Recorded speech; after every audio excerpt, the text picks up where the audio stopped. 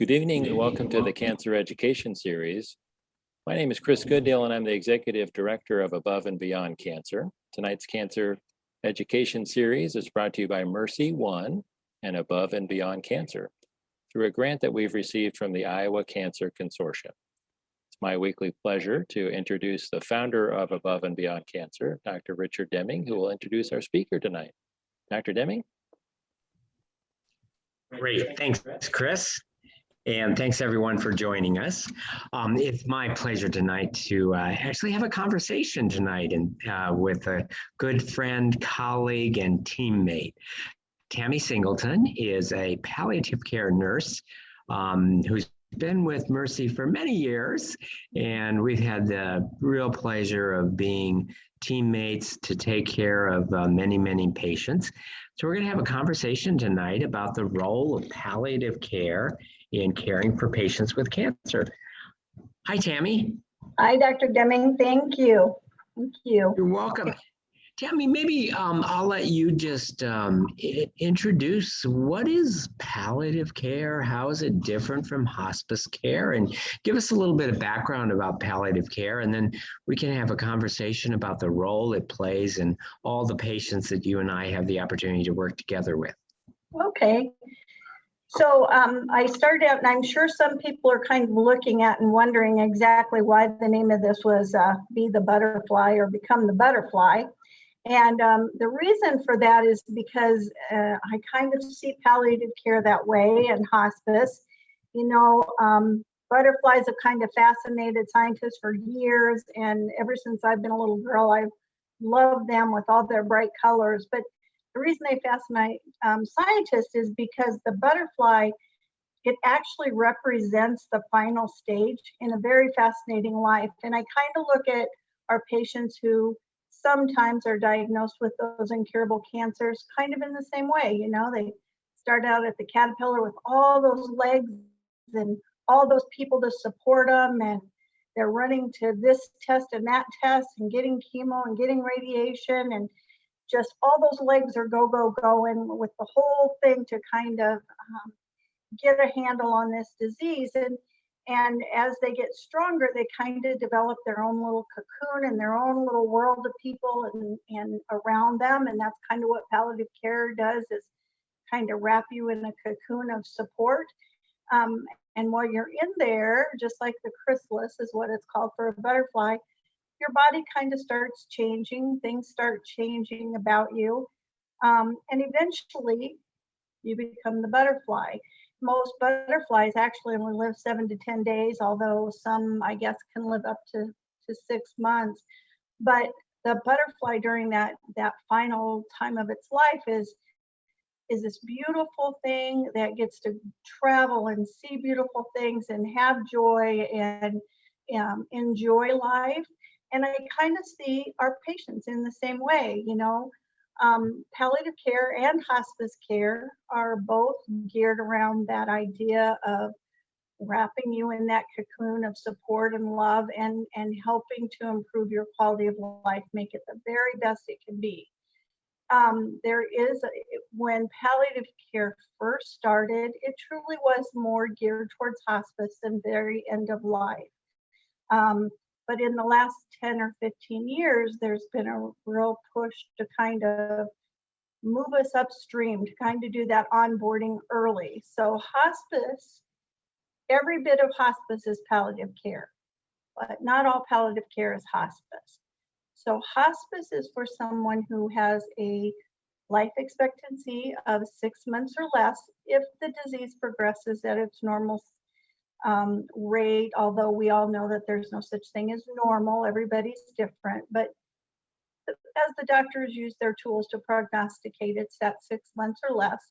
They are no longer receiving anti-cancer treatment or aggressive medical treatments, either because they chose not to, or they can no longer tolerate the treatment, or maybe right from the get-go they've decided that they don't want to go ahead with treatment. Where palliative care can be given at any age, any stage of an illness, even some curative diseases. But palliative care is really around that time while someone is is getting that treatment. They've been newly diagnosed, or they're starting to see some of those changes, and we may be moving towards the end of life down the road, and you're needing support and guidance and that extra added care. It certainly doesn't take the place of your physicians. It's just an added service to provide comfort, with a big focus on symptom management, whether that's physical symptoms or emotional or spiritual. There, you know, that it encases the whole patient and family, and whatever symptom or whatever thing in your life is going on that's affecting that ability to find joy and have a quality of life, those are the things palliative care wants to focus on. I think you might be muted, Dr. Deming. Thank you for setting up that distinction. And so as a cancer doctor, you know, I think the hospice care is easier to understand. And you define that quite well.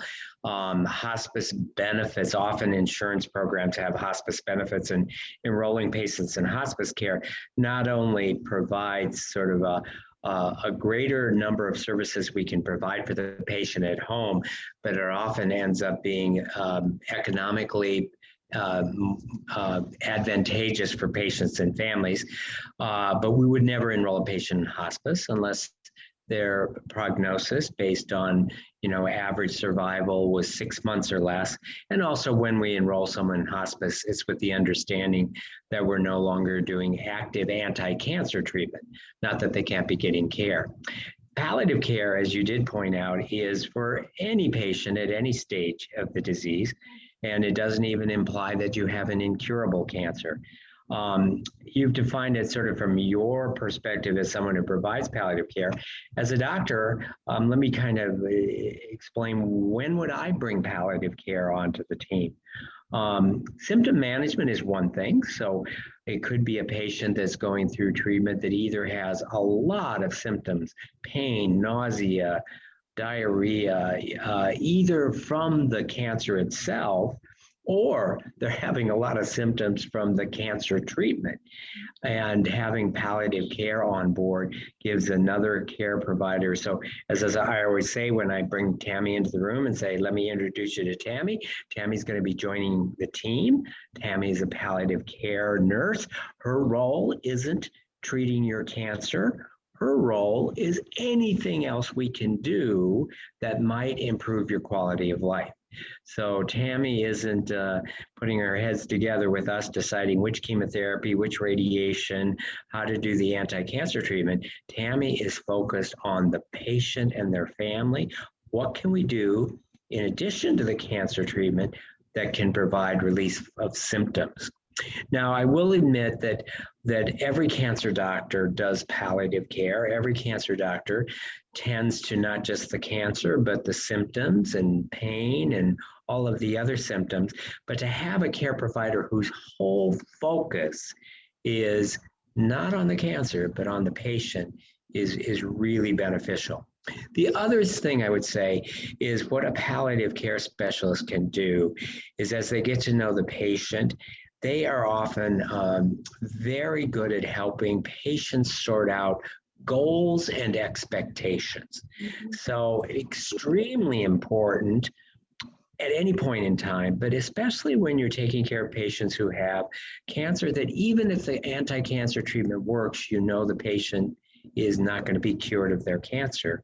And there does come a time, and it's different for every patient, when do we transition from more anti-cancer treatment that's not curative to a different focus with the goal and expectation of quality of life. And there does come a time in every cancer patient's journey, and we're talking in journeys that might last 15, 20 years, when going to fourth and fifth and sixth line treatment that's not curative may actually make the situation worse, reduce life expectancy, and reduce quality of life. So part of having palliative care come on early is getting to know patients, understanding their desires, their philosophy, and talking about goals and expectations. Do you want to say more about that, goals and expectations? Yeah, so we do a lot of family conferences because oftentimes the goal of the patient may not be the same goal as the family or even the physician, or it may be that it's just a real complex situation. It's a situation where that person is making those choices that they're making. Maybe they don't have all of the information. You know, some of our older patients, a lot of times when we ask them, tell me what you understand about why you're getting chemotherapy or why we're doing the radiation, and the comment often comes back, well, because the doctor told me to. Now the doctor's told him why, and he's taken that time to explain all of that, but sometimes it takes hearing that over and over again and really breaking things down to their level, finding out what their goal of cares are. That's the most important part. And then really looking at, okay, you're telling me this is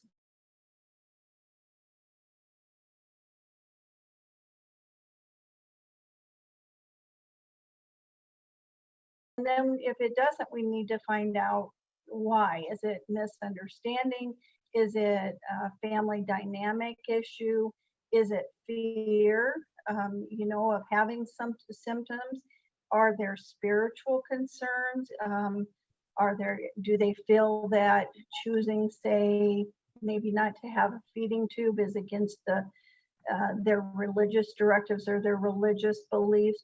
What's really behind their decisions, and what is that what's leading their goal of care? What really is at the heart of the thing? It's kind of peeling back all those layers of the onion to get to it.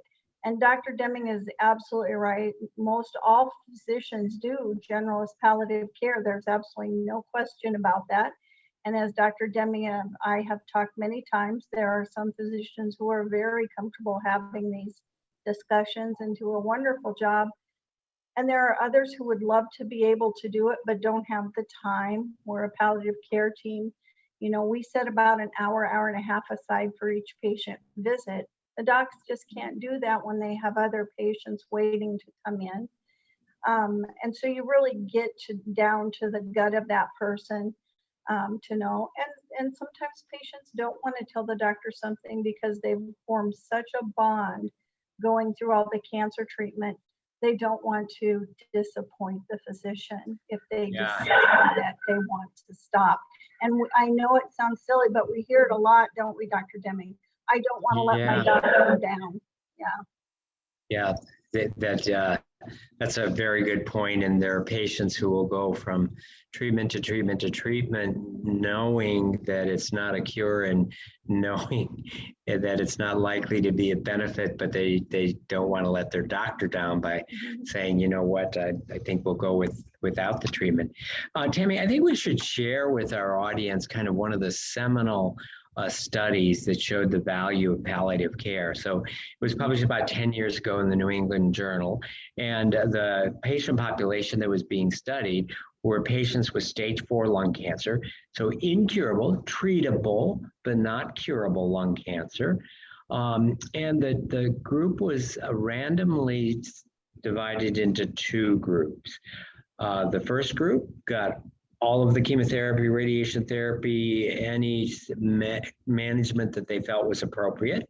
The second group got chemotherapy, radiation therapy, any management the doctor thought was appropriate, plus a palliative care expert was brought onto the team from day 1. So the study lasted about 4 years, and as expected, every patient in the study died because all of the patients had incurable cancer. At the end, evaluating length of life, quality of life, cost of care. To no one's surprise, patients who had palliative care team member on the team from day 1 had improvement in quality of life in every measure in terms of appetite, nutrition, pain control, lack of anxiety, all statistically significantly improvement if palliative care was on board from the beginning. To most people's surprise, not only was the quality of life improved, but the quantity of life was statistically significantly longer in patients who had palliative care rather than those patients who didn't have palliative care as part of the treatment. And finally, to everyone's surprise, the overall cost of care was significantly less if palliative care, an additional service, was brought onto the team. And when the data was analyzed, we found that it was mostly related to the fact that the patients who had palliative care on board were less likely to go on to third and fourth and fifth line treatment that had very little likelihood of benefit and lots of likelihood of causing symptoms and side effects, and was very costly. So that decision was the patient's decision not to take third, fourth, fifth line treatment, not the palliative care, not the doctors, but by having palliative care on board and having conversations about goals and expectations, you don't automatically just go from one course of treatment to the next course of treatment to the next course of treatment. You pause, stop, and discuss, what is it I want to accomplish, and how much do I want to put up with more side effects with a treatment that isn't curative versus focus on quality of life. And Tami, you and I have seen that many, many times.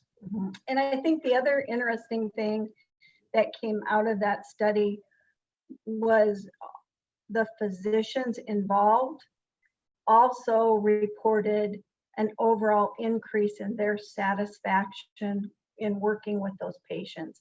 And I think part of that is because they saw those patients truly enjoying life. They were more accepting of where they were in their journey. They were able to have easier conversations with their patients. And so the physicians also reported, an overall improvement in how they felt about that interaction with the patient. So that was really important too. Yeah. One thing I want to focus on and get your opinion of this. So we're in the process at MercyOne Cancer Center developing a clinic living with cancer. So for patients who have treatable but not curable cancer. And one of the measures of success that whenever I'm taking care of patients with incurable cancer is looking for joy. And I often will say when I have a patient come back for follow-up, what brought you the most joy since I saw you 3 months ago? And encouraging people to look for joy. And then if there isn't, it's like, well, what does a joyful day look like to you? What would be a joyful day? And what can we do to make sure that you have more joy in your day and more joyful days? So that's always a parameter of measuring success in taking care of patients. And are there interventions that we can do? Are there, how do we manage the physical symptoms, the psychological symptoms, the stress, the financial stress, the physics, philosophical and or spiritual turmoil. And we have lots and lots of teammates we can bring on to the team besides the doctor and the palliative care nurse. So maybe Tami, invite you to talk about the joy as a measurement of success, and then maybe talk about all the other teammates that we might bring on to the team besides the doctor and the palliative care nurse. Right, and I can tell you when you talk to those patients about what brings them joy, it's not usually anything around their medical care per se, unless they were having a lot of pain and they're out of pain. But their joy was the ability to go to their grandson's baseball game and sit comfortably and enjoy it. Or for some patients, it's just the fact that I didn't have to go in to get my blood drawn this week so that I could go next week to get my chemo to do that. I think that the joy we find in a lot of these patients is that time spent away from all the medical care, that time with family, that time with friends. It's a time that they get to really reflect on their life, validate that what the things are that really do bring them joy, and look at those things that might be standing in their way. as Dr. Deming said, collaboration is very important in palliative care and as part of the team. So there are a multitude of other services that we can use. In our palliative care, we have a chaplain. He is very involved because a lot of patients, as they're facing the unknown of the end of life, there's not any of us that have experienced it and been able to come back and say, this is what it's like. So there's that fear and a lot of questioning sometimes spiritually. So being able to help them get some of those answers, or just knowing that maybe there isn't an answer, but people are going to be there to walk beside you. We have medical social workers, both in the hospital, our social workers and care managers and the outpatient setting to help. What can we do to relieve some of those financial burdens? What can we do to help prepare small children? A lot of times if we have a young person, what's going to bring them joy is that their children are taken care of and that they are happy and they're being able to engage with them. So how can we do some things in some legacy building with their children and their family members? We have nurse navigators who, even though the person isn't maybe doing aggressive anti-cancer treatment, whether they are or aren't, there's somebody there to help them and get through this whole crazy thing we call a medical system and navigate those systems from one place to another to another. We have a financial person that can sit down and help. Is it time to apply for Social Security disability? What are the other financial support systems out there that can help them? We have mental health professionals that can sit down and help them and, unpackage and bring out all those fears and that depression and that anxiety, and how can we help them to deal with those things so that that's not interfering with them finding joy in their life. And then we also have a lot of community supports with massage and acupuncture and yoga and working out at the Healthy Living Center. It just really goes, it's like dropping the pebble in the water when you get involved, and the ripples just go out on all the things that are there to help that person have the very best life he can be. And our job sometimes isn't to make that happen. Our job is to say, what does this person need and who do they need, to us to bring into this team to help them get to that point of theirs. It really does take a village sometimes, and there are times when there are 10 and 12 people involved. But if that's what it takes to make somebody have joy and feel comfortable with where they're at, then that's what we do. That's how we find it. And one of the first steps is just good listening. There's a field of medicine we now call narrative medicine. So studies show that if you put a doctor and a patient in a room and the doctor asks the patient, how you doing, what's going on, within 20 seconds of the patient speaking, the patient gets interrupted. And the focus on many doctor-patient visits is just, what's the symptoms and what can we do to relieve it? Narrative medicine is more than just sitting back and listening. It's active listening and trying to get to know through a patient's storytelling, really, what are they all about? What makes them tick?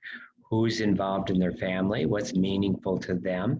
And the way the practice of medicine is, there's not a lot of extra time built into doctors' schedules to be able to do that as effectively as necessary. So listening is the first part to providing comfort and care in general.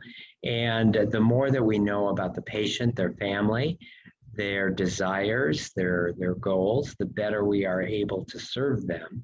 So when I meet a patient for the first time, I don't have the 20 possible team members I could bring on. We listen intently and then determine who we bring on and at what time do we bring them on. I will also say that if you do take the time to sit with the patient and listen, and as Tami said, maybe the first time she meets with them, it's an hour and a half, the relationship gets established. Shorter visits in the future can be much, much more effective because you already have that whole background. You know their marital relationship, their children relationship, the role spirituality or religion may play, their overall long-term goals, and it makes it much more effective. It also speaks to the importance, I think, of the relationships and the continuity of relationships. A lot of medicine nowadays, and there's some advantages to it, but we're going to shift work where it's like, okay, this day, this is who's going to see you. And they may have never seen you before, but it's their shift. There's some efficiency of that, but it's not patient-centric, and you lose something in just trying to pick up everything by reading the previous person's notes. Maybe talk more, Tami, about the importance of relationships as you get to know your patients and help be on their team for years. Mm-hmm. Yeah, and I think that's very, very important. And as Dr. Deming says, there are times when we ask those questions, we get to know that person, and as that therapeutic relationship begins to develop and they trust you more, little caveats that they've thrown out during the discussion, and it may be something no more than, well, I see here you're married, yeah, and then they don't want to talk anymore and they go on. But as you build that relationship, you may find out that there's issues there within that marriage that are making that person not be able to find their joy. They're not being able to communicate, or that person doesn't want to talk about it. And as you build that trusting relationship, you would be amazed what patients tell us sometimes. And to me, that's such a privilege that they trust you enough to bare their soul and tell you some of the most intimate things about their lives and what they've been through in their lives that have them where they are today. And so being able to sometimes, just as Dr. Deming has said, and listen, there are times that there's not a need for us to say a word. It's just sitting there and listening, validating how they're feeling, but letting them know it's okay to share with us. We're not going to share things that they've told us in confidence unless it directly affects them in a negative way. I've had patients, and Dr. Deming and I have shared these patients where they've been comfortable enough with me to tell me that they're suicidal at the time. And so we have gone in and developed kind of this verbal contract that they won't harm themselves. We get them the help they need, and that they give me their word that they won't do anything with that. And if they start to feel that way, that they'll call me or Dr. Deming night or day. Those relationships don't just happen. You really have to be willing to give of yourself and let that patient know that you really are there for them. You're there and they can trust you, and that you trust them to be honest with you. So I think that relationship's very important. And just to reiterate what we've already said, palliative care is not the same as hospice, and anyone along the way. In some patients, we bring palliative care on the team when there's a need, and then palliative care, if it's no longer needed, Right. is not an extra appointment. We also feel that it's really important to integrate palliative care into the cancer center to make, patients have so many appointments, and if we can help bring the palliative care team into the cancer center to see the patient while they're already there, seeing the doctor for either a chemo visit or a radiation visit or a follow-up visit with the doctor, and the palliative care team provides a service along that line. Tami, there's a couple things that I'd like to have you talk about, and you have some tools that are documents that help individuals kind of put into word on paper kind of what their goals and expectations are, especially when it comes to end of life and advanced directives and 5 wishes. And so I'd like you to just kind of touch upon that, because that's often can be not necessarily a beginning, but as you get to know the patients, it gives them things to think about, because especially when we're talking about patients with incurable cancer. And again, sometimes they may live 10, 15 years, but there does come a time where you're not going to be better. And even those of us who've never been diagnosed with cancer have to understand. I mean, there's wills and there's trusts and all sorts of things that we start taking care of. Maybe talk about some of those things that you talk about with patients with incurable cancer that helps frame some of the decisions that need to be made. Right. So completing someone's advance directive, that's just a very, very important part of what we do. And again, Dr. Deming's right. Not very often is that one of the first things we just jump into, although there are patients who bring it up and we get going. We use 2 documents here at Mercy. One is called the 5 Wishes. And the 5 Wishes is a document that the first wish is essentially telling who you would want to make decisions for you if you weren't able to speak for yourself.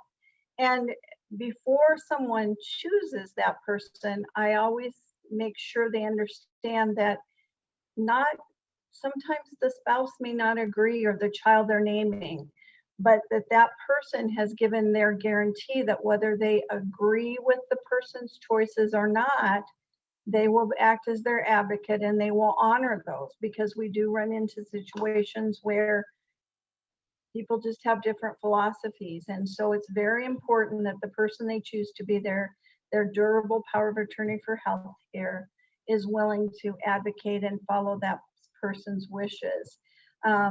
So we name the person. The 5 Wishes talks about the medical care. So many people think that it's just, do I want CPR or do I not want CPR? Do I want to be on a ventilator or do I not?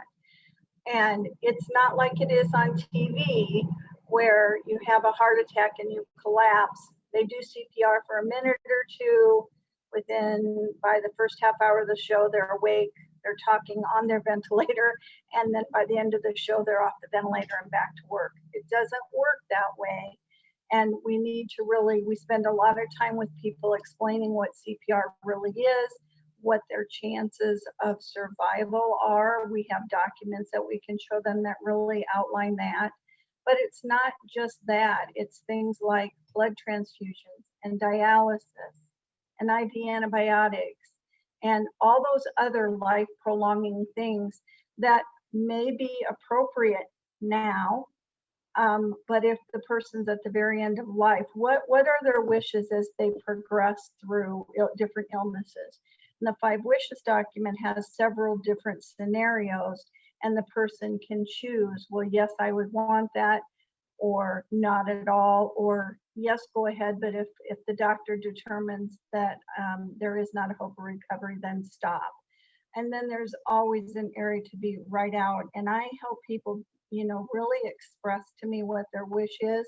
And then I usually write those words verbatim. So there's no question of what that person wants or doesn't want, and when they want care and when they do not. Sometimes people want care no matter what. That may not be what I would choose, or that I even think is in their best interest. But if that's what they want, our job isn't to go in there and take our agenda. It's to ask what they want and get it documented. Then there's talk in the 5 Wishes about how you want to be treated, how you want your pain to be controlled or not. And believe it or not, there are people, due to their religious beliefs or other things, that feel that suffering is necessary at end of life and do not want pain medications. So again, you're having those long conversations and really getting to the heart of what they're thinking and making their wishes known. And then the end of it does talk about funeral planning and cremation and body donation and making amends with people if they choose to, and what they want people to know. And one of the questions is, what do you want people to remember about you? So that page takes a long time. It's really thought-provoking, and it really helps that person kind of make a life review and really think about what he wants and how he wants to be remembered. And then there's another document that we're using even more frequently now called the prepare document. And it's got all of the same information, but it's a little simpler to follow, a little clearer, but it does all of the same things and comes at the end of that with the same information as written down. And then the other form that we use a great deal is called the I-Post, and that's an out of hospital order. So in Iowa, if a person says that they choose not to be resuscitated, or they want limited interventions. If you were at home and that were your wishes, but you collapsed, and then the neighbor sees you and gets you into the house, but you're not breathing or your heart's not beating, they're going to call 911. In Iowa, that implies that everything is to be done. And unless there is a physician's order that they do not have to do those things based on the patient's decisions, by law, they have to go ahead. So we have an I-Post form for those patients that say, I don't want that. And it is signed by a physician. It addresses not only ventilation and CPR, but tube feedings. And then that is reviewed frequently. On the back, there's an area for physicians to review that, because as disease processes change, the person's decisions may change as well. Most of our patients choose for limited interventions, basically saying, yes, take me, I want IV fluids and I want antibiotics, and I might even use a non-invasive vent to help me breathe, but if my heart stops or I stop breathing, I do not want to be placed on a machine. So we will spend a lot of time going over those forms to make sure we really understand what that person wants. And then we go over it with the person they named as their advanced directives to make sure there's no misunderstanding or no question on their understanding of what the patient wants and that they're willing to adhere to those. So advanced directives are, they're important for somebody at end of life, and we really talk a lot about that. But the truth is, every one of us should have that, because none of us know, do we, Dr. Deming? We might be out riding our bike and something happened. So yes, we exactly. have to have something so we all know, so we're not all standing around guessing. And the time to ask those patients those questions is not when they're frightened and at end of life, and if they're struggling with a symptom, to stand over and say, do you want us to help you? The most important thing, or ask the family and what would they want? Got 30 seconds to decide. Exactly. One of the things that you mentioned that I think is so important, and that definitely bringing it early, really bringing it early into life. We should ask ourselves at age 20, at age 30, at age 40, at age 50, how do I want to be remembered? Because eventually, am I living my life in accord with how I'd like to be remembered? And I think that one of the real advantages of bringing palliative care on is that philosophical approach to reflectively looking at your life. Am I living the autobiography that I would like somebody to read at the end of my life? And if I'm not living in accordance with how I'd like to be remembered, regardless of whether I have incurable cancer or not, maybe I'm not living my life in alignment with my overall goals and expectations. And so if you're at a point in time where maybe you have 1 year or 2 years or 5 years left, now's a good time to align how I live my life every day with how I want to be remembered. Right. And we do in palliative care, we do a lot of legacy work, really setting down and what is the legacy you want to live. And I know there are a lot of times when someone is at the end of life, we mention to them what a gift it is and what a legacy they're leaving for their children and their grandchildren, because of the grace and the courage they're facing end of life with. And a lot of that legacy work, just like Dr. Deming said, really helps people look at their day-to-day life. And we've seen kind of some remarkable things come out of that and some changes in people. I think sometimes we put people in a box and we stereotype and we do things that, we shouldn't. But when you really sit down and get to know that person and find out who they are at a heart and help them to look at that and start building their legacy, it really truly is a gift, not only for them, but for us to see that transformation. So change gears a little bit. Maybe one thing I want to ask you is, reflecting back on some patients, what are some crazy, totally out of the box things that you have done for the patients you're caring for as you're helping them find joy in their life? And please don't admit to anything illegal. Oh, well, that takes out some of it.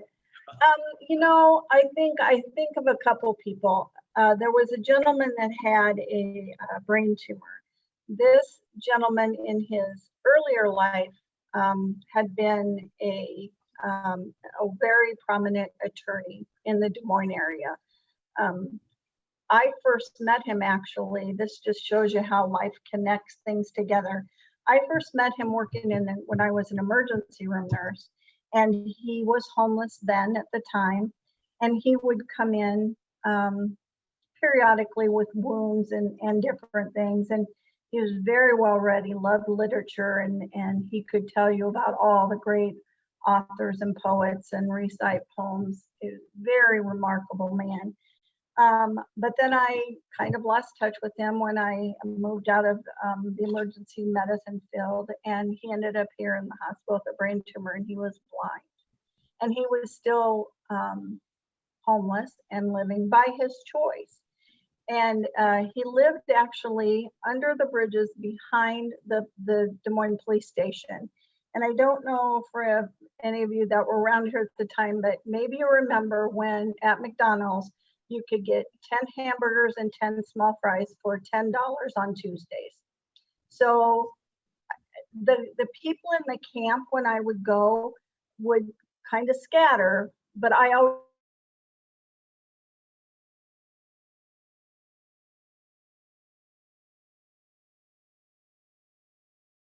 I was there to protect me, because there were other people that maybe thought in my bag I had meds and things. And I'll never forget when he was nearing end of life and he was in the hospital. I thought I was doing a wonderful thing, because we just didn't feel it was safe for him anymore to be out on the street. Again, putting my agenda on his, and feel, he'd want cleaned up and his haircut and all of that. He went to our hospice facility, and he did love his whirlpool bath, but he didn't want his haircut. But he would roll all of his things up in a ball on the bed. And I remember going in one day, because he spent most of his time until he was bedbound sitting out on the patio. And I remember straightening up his bed and putting a pretty quilt on it and do it. And he was so angry.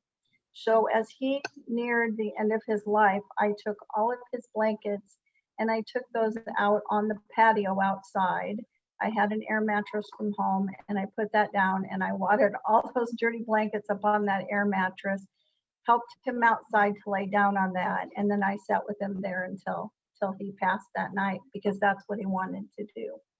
And that was where he found joy, was being outside. It had nothing to do with a nice fireplace and clean sheets and all that. And it took me a little while to figure that out, but that was an experience I'll never forget. And then I think one of my other experiences that show you the importance of palliative care was a young woman who was in her 30s and had metastatic breast cancer and lots and lots of pain. Had a small son, 2 years old, and I was having a horrible time getting her pain in control. It didn't matter what I did, I wasn't getting there. And I remember her constantly telling me that it felt like the devil had a hold of one hand and God had the hold of the other. And she would scream, and we had to remove that little boy from the home for a while because it frightened him. So I had the chaplain come and say, there's something more here. It's not physical pain, there's more. And he came and talked to her and found out through talking with her that when she was, and she was a very strong Catholic, that when she was 16, she had had an abortion and nobody but her mother knew. And she was afraid that she was going to go to hell for that and that her family wouldn't forgive her. So she gave us permission to tell her husband and came in, went and got the little boy, brought him in. There were lots of tears, lots of saying it didn't matter and they loved her. We were able to really lighten up on the pain meds so that she was awake. Within about 3 days she died, but they were all together in bed happy and she wasn't in pain. So I think those are some of them. I did help an 89-year-old woman understand that the marijuana plants that her grandson was growing for her were not to be shared with anyone. She was just as cute as could be, and she thought that grow room was the greatest thing, and maybe someday it would be legal. But that day I helped put blackout shades in the window so no one could see what was going on in the room. So it's kind of whatever it takes to make people happy. Yeah, yeah. And I think of times of, patient that was nearly quadriplegic and making sure that, that they had the devices they need and that they were able to have some joyful experiences, whether it was, assembling a small group to celebrate a birthday, whether it's, sharing poetry, whether it's helping create some art experiences. It's helping find joy along the way. And it's so much more. Taking care of cancer patients it's an endeavor of human beings taking care of human beings. It's not about how to kill cancer cells, it's how to take care of people. And patients that are going through the journey recognize that, realize that. And it doesn't surprise me anymore, but it still delightfully amazes me how a patient can come in and we just sit and talk for 15, 20 minutes and haven't changed the medicines, haven't really done anything. And the statement is, I just feel so much better after I've been with you. And the idea is, feeling better is part of the whole process. And that happens from these relationships that establish and listening intently and making sure that we're always focusing on quality of life and joy. And again, just to restate what we said at the beginning, palliative care is brought on board even when patients are going through chemotherapy and radiation therapy. Absolutely. So it is a both and. It's not that the patient has to choose whether to receive palliative care or anti-cancer treatment. You can get both. That's the great thing. Once we get to the point of palliative care, and for those who've been with us the whole time, we just find the distinction. Palliative care is really very much at the very end of life where we stop doing anti-cancer treatment, just focus on comfort care. But palliative care, as we're defining it, taking care of patients with incurable cancer that may live 10, 15 years, oftentimes they're receiving active anti-cancer treatment while they get the benefit of the TLC and the surrounding of support that comes from palliative care. Right. And what we're, for this particular group, we're really focusing on cancer, but palliative care is for trauma patients. It's for neurological patients, strokes, ALS, MS. Fortunately, with all the new changes in medicine, we don't see very many AIDS patients anymore, but it is for those patients. And it's just truly an opportunity to surround that person and make sure they have everything they need to have the best life they can have. And trust me, when we do get those patients that live 10 and 15 years, we love it. And there are some social workers who will say that, and I'll be first to admit this is true, I don't know my boundaries. I've been to more birthday parties and Christmas parties and celebrations with patients and families that I've gotten to know through hospice. And I wouldn't change that for the world, because I just know that those relationships are going to make the end of a life, whenever it comes for that person, better. And absolutely has made me better along the way. Yeah, that's a great point. Not only does the patient benefit from this philosophy of care, but we, the caregivers, we, the professional caregivers, also benefit from this philosophy of care. Yeah. So I think we're going to wrap it up here. Again, we've been talking about the value of palliative care in the cancer world and the distinction between palliative care and hospice care. And I really love the philosophical perspective, the palliative care, but it also is about managing symptoms. So some of the things I've already told you, when I put Tami in the room, I say, now Tami's not involved with figuring out how to treat your cancer cells. It's all about how to make you feel better. But I sometimes introduce her as the queen of poop. Yeah, because, he does frequently. Because if you're constipated, I can fix you. Yes, she can fix you. So some of the physical things that we deal with together are pain, but we also deal with sleep and with constipation. And I've often said that, boy, if everybody in the world could get a good night's sleep and a good poop in the morning, there would be world peace. So sometimes we're philosophically dealing with meaning of life, but other times it's about just a good night's sleep and a good poop. Yeah, yes. For Christmas this past year, Dr. Deming knows my daughter well, very honoring. Brittany happens to be in a wheelchair, so she struggles with constipation. So for Christmas this year, she gave herself a gift from me, and it was a red t-shirt with a stick figure doing this, and it says, "I pooped today," because that's usually how we start our conversations every evening is, "Did you poop today?" So yeah, I'll be the queen of poop. That's okay. People feel so much better afterwards. Yeah. Well, thank you, Tami, for being with us this evening. And even more importantly, thank you for all you do for all of our patients. Yeah, my pleasure. And if anybody ever has questions or you need anything, just call. I'm more than willing to help any way I can. Great. We're going to turn it back over to Chris, who's going to give us the wrap for the outgoing. We did have one question about insurance coverage for palliative care. That may be a long answer to a short question. It's really not. Right now, palliative care is not necessarily covered by insurance per se as palliative care, although Dr. Deming and a lot of us are working with insurance companies and legislators to try and get that.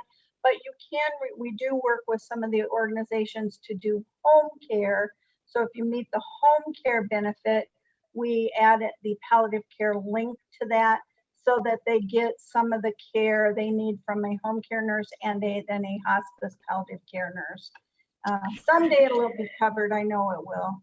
But the other thing I would say is that when we bring palliative care onto the team in the cancer center, so I have Tami come in, there's no charge for that. When Tami joins our cancer care team as a palliative care nurse, there's no charge to insurance, there's no charge to the patient. So that's not of concern. So I would encourage any cancer patient who is dealing with symptom management issues or sort of meaning of life issues to ask if the palliative care nurse could be part of the team. Yeah, absolutely. We'd be happy to do that. Well, Tami, thank you very much. This has been very informative. And this session has been recorded and will be part of our Above and Beyond Cancer YouTube channel. It will also be available through MercyOne's website if you type in Cancer Education Series. So these are all recorded in there from all the weeks that we've been doing this, about a year now. So great. A very informative session again tonight. Tami, thank you very much. And we appreciate everybody tuning in and being here in person at the MercyOne Health and Fitness Center.